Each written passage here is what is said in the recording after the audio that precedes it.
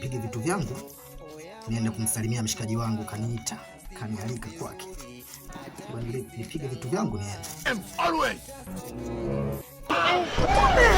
Utakatazwa! Unasikia?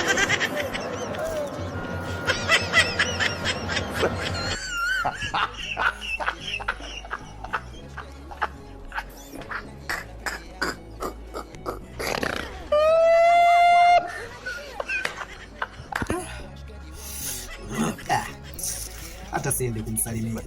Nishaga hili. Mtu mwenyewe huwezi kwenda kumsalimia mpaka upande lift. Yaani mimi nikuja kukusalimia mpaka nianze kuongea kwenye lift. Yaani wengine tuna hali jina lift. Ukipanda lift tu unaanza kuota utanipenda. Yeah. Kwanza unaenda tu unapanda tu. Hiyo lift unaenda unapanda vizuri tu.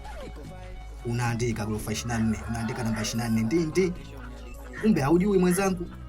Zile namba zimechange, zimeharibika. Zimeharibika. Umeona, ukibonyeza 1 inaenda kwenye 5. Ukibonyeza 5 inaenda kwenye 20. Zimechange.